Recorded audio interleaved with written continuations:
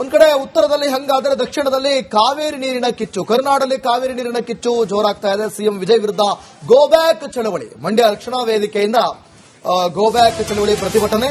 ರಾಜ್ಯಕ್ಕೆ ಸಿಎಂ ವಿಜಯ್ ಭೇಟಿಗೆ ವಿರೋಧ ವ್ಯಕ್ತ ಆಗ್ತಾ ಇದೆ. ಗೋ ಬ್ಯಾಕ್ ಅಂತ ಹೇಳ್ತಾ ಇದ್ದಾರೆ.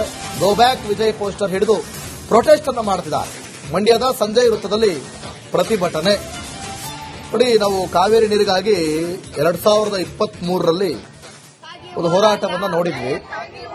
ಈಗ ಮತ್ತೆ 2026ರಲ್ಲಿ ಸತತ 3 ವರ್ಷಗಳ ನಂತರ ಈ ರೀತಿಯಾದಂತಹ ಹೋರಾಟವನ್ನು ನಾವು ಗಮನಿಸ್ತಾ ಇದ್ದೀವಿ. ನೋಡಿ, ವಿಜಯ್ ಪೋಸ್ಟರ್ ಹಿಡಿದು ರಸ್ತೆ ಮಧ್ಯದಲ್ಲೇ ಹಾಲುಕ್ಕಿಸ್ತಾ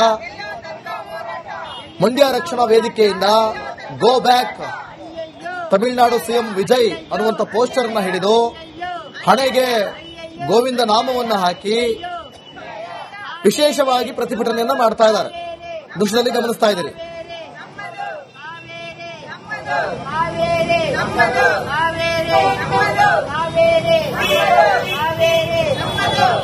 Go back, Vijay! Beda, beda! Beda, beda! Beda, beda! Beda, beda! ಅಯ್ಯಯ್ಯೋ ಇದಕ್ಕಾಗಿ ಹೋರಾಟ, ಇದಕ್ಕಾಗಿ ಹೋರಾಟ, ಇಲ್ಲಿ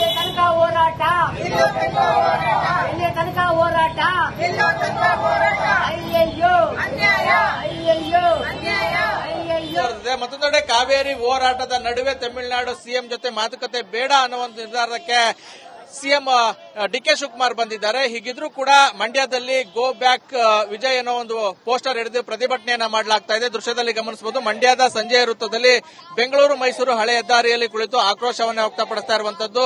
ತಮಿಳುನಾಡು ಸಿಎಂ ವಿಜಯ್ ಪದೇ ಪದೇ ಕಾವೇರಿ ವಿಚಾರದಲ್ಲಿ ಖ್ಯಾತಿಯನ್ನೇ ತೆಗಿತಾ ಇದ್ದಾರೆ. ಮೇಕೆದಾಟು ಬಳಿ ಅಣೆಕಟ್ಟೆಯನ್ನ ನಿರ್ಮಾಣ ಮಾಡೋದಕ್ಕೆ ಬಿಡ್ತಾ ಇಲ್ಲ.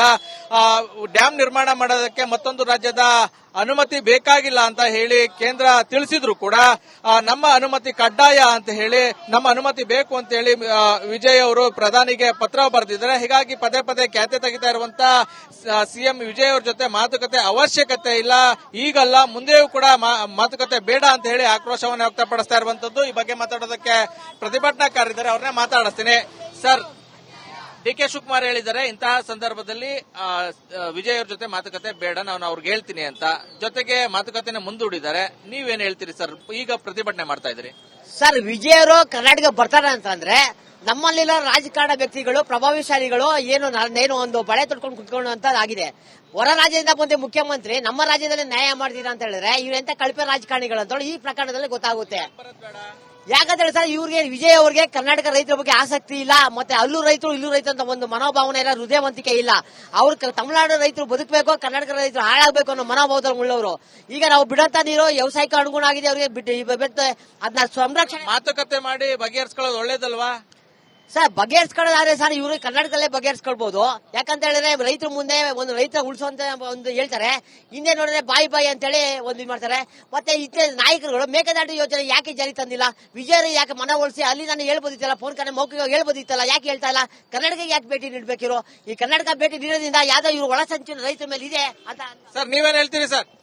ಅಲ್ಲ ಸರ್, ಅಲ್ಲ ಸರ್, ಒಂದ್ ಕಡೆ ಮಾತುಕತೆ ಮಾತಾಡ್ತೀವಿ ಅಂತ ಹೇಳ್ತಾರೆ ವಿಜಯ್ ಅವರು. ಅಲ್ಲೇ ಕೇಂದ್ರಕ್ಕೆ ಅರ್ಜಿ ಹಾಕವ್ರೆ, ಕೋರ್ಟ್ಗೆ ಪತ್ರ ಮೇಕೆದಾಟು ಯೋಜನೆಗೆ ಬೇಡ ಬೇಡ ಅಂತ. ಆಮೇಲೆ ಇದಕ್ಕೆ ನೀರು ಬೇಕು ಅಂತ ಇದು ಬರ್ತಾರೆ. ಎರಡೂ ಡಬಲ್ಗೆ ಮಾಡ್ತಾ ಇರ್ತಾರೆ ವಿಜಯ್ ಅವರು. ಇಲ್ಲಿ ಬಂದು ಕೇಂದ್ರದಲ್ಲಿ ಕರ್ನಾಟಕಕ್ಕೆ ಬಂದು ಆ ಮುಖ್ಯಮಂತ್ರಿ ಏನ್ ಮಾಡ್ಬೇಕು? ಇಲ್ಲಿ ಬಂದವರು ಏನ್ ಸಂಧಾನ ಮಾಡ್ಬೇಕು ಮುಖ್ಯಮಂತ್ರಿಗಳು? ಈಗ ನಮ್ದೇನು ಗೊತ್ತಾ, ಮಾತುಕತೆ ಬೇಡ, ಅವ್ರು ಬರೋದೇ ಬೇಡ ನಮ್ಮ ಕರ್ನಾಟಕಕ್ಕೆ. ನಮ್ ರೈತರಿಗೆ ಇಲ್ಲಿ ಉಳಿಸ್ತೀನಿ ಇದು ಮಾಡ್ತೀನಿ ಅಂತ ಮಾಡಿದ್ರೆ ಬಂದಿರ್ಲಿ.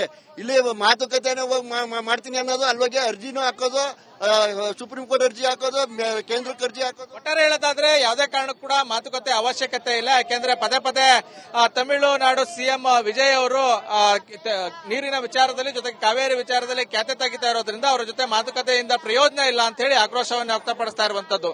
ಕ್ಯಾಮ್ರಾಮನ್ ಇನ್ನೊಂದು ಜೊತೆ ಆನಂದ್ ರಿಪಬ್ಲಿಕ್ ಕನ್ನಡ, ಮಂಡ್ಯ.